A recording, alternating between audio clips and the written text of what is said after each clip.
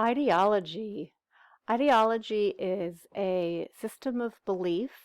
It is also a shared set of patterns and belief that guide human interaction and behavior. But what's very important to remember about this set of patterns and belief is that there is no one natural ideology. Ideology, much like connotative, is something that is taught to us. It's something that we believe, but there isn't one overarching ideology, right? So you might believe that women don't have the right to vote. Someone else might believe that men can't be trusted to vote. Someone else might believe that we should always wear green on Wednesdays, right? So these are just mad ways of understanding the way the world should work, right? But there isn't one natural ideology. Semiotics is the study of signs, symbols, and how we interpret them, right? Again, interpretation, right? So you can see the link between connotative, denotative, ideology, and semiotics. So semiotics is a way of thought that was coined by a French philosopher named Ferdinand de Saussure, and he argued that meanings change according to context and the rules of language. So he said that there are three parts to the concept. So one is the signifier, and that is the image or the sound or the word. And then there's the signified, which is the mental concept that you're attaching to the image or the sound or the word. And then together you get the sign. So some examples. On the surface, this is a drawing of a bird, right? However, you've been taught that a dove, which again, you're taught to identify what kind of bird it is, that a dove represents peace. So in this example, the image, the signifier is a dove, the signified is peace, and then together, peace plus dove create the sign. So an image can have multiple meanings and signs that seem to be natural, right? We just kind of assume, oh, everybody knows that a dove means peace. But, and this, by the way, is my cat's tail. That is my cat Bowie, and he will periodically make guest appearances during these lectures. So back to the lecture. An image can have multiple meanings and signs that seem to be natural, but in fact they are constructed. So to kind of recap a bit, a sign is a meaningful unit which is interpreted as standing in for something other than itself, right? So the bird is standing in for the concept of peace. Signs can be found in the physical form of words, images, sounds, acts, or objects. Signs don't have any intrinsic meaning, right?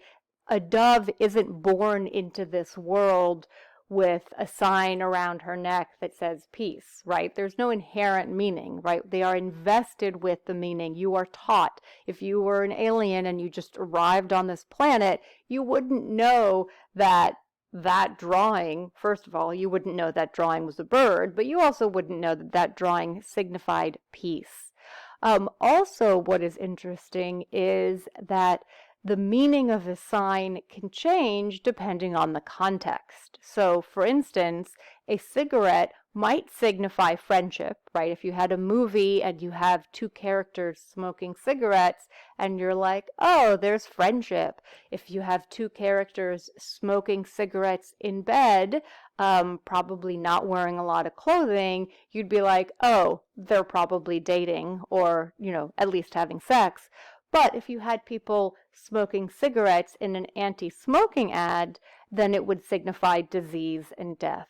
So the meaning of a sign can also change, right? It doesn't have to be absolute. Here's another example.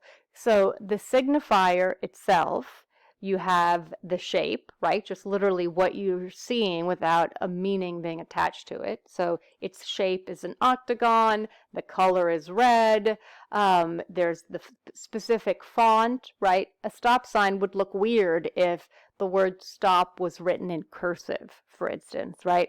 So there's the signifier, right? The literal visual thing that you're looking at, but then there's the message, right? Which is stop, hey, press the brakes, right? Stop your car. So the message plus the visual thing together create a sign. So what are the signifiers in cinema, right? So the signifier is the image or the sound or the word that you then invest with a specific meaning. So in cinema, you can have an image, you can have a spoken word, right, that the actor says. You can have music, you can have sound effects, you can have written text, right? These are all the different tools that the director has that the director can then invest with meaning. In order to read an image, which is what we're going to be doing over the course of the semester, spoiler alert, in order to read an image, one must consider the historical, cultural, and social codes and contexts within the image, right, within the movie, also the context of its presentation. Keep in mind a television commercial is going to have a very different context than a music video, which will have a very different context than a movie in a movie theater. And then, of course, the formal technique of the image itself. So these are all different things that we're going to be talking about throughout the semester. And we also have to remember that an image has a viewer. Okay, so in the course of this class, the viewer is you guys. You're watching the movies. And then you have the producer. So the producer is whomever creates the movie, right? So the producer can be an individual, right? So maybe there's one person who's creating the painting. You have one author who's creating the book.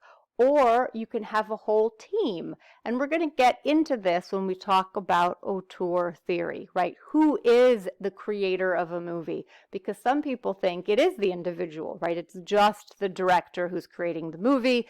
And then other people say, no, that's too simplistic. It's a team, right? Filmmaking is a collaborative effort. So in terms of an image's meaning, different people have different opinions about who has the power to determine what the meaning is, right? Who gets to decide? Is it the director? Is it the artist who gets to decide the meaning of a movie or the meaning of a painting? Or is it the viewer who gets to decide? Is it us sitting here in this classroom who get to decide this is what's going on in this movie? Does it matter what the director says, what the director claims the movie is about? Another significant philosopher was Roland Barthes, and we've touched on him a little bit before with the denotative connotative. And another interesting theory of his is called death of the author, which sounds really grim, but he didn't mean that the author literally dies. Instead, metaphorically, he's saying the author dies once the work of art has been produced and is out in the world.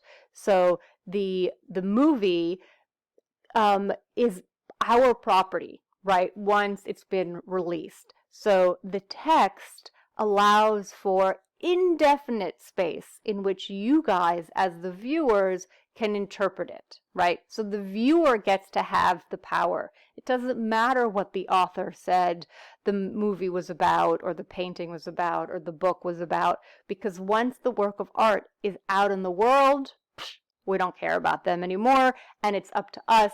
We are king. We get to decide. Michel Foucault, who was another philosopher, said, well, it's not quite so absolute. He says it's the author who has part of the influence, right? So they get to have a certain say in the meaning of a work of art, but they are not in full control. right? So it's always important to add the global cultural flow to the interpretation of images. And the result is the producer can only produce it, but can't control the meaning. So the producer can say, you know, this is the message that I want to convey, but they can't control it, right? So the global cultural flow, maybe the movie goes, you know, to the distributor and then to the movie theaters and then to you know, Netflix and DVD, right? And at every step along the way, different people get to determine the meaning of that work of art.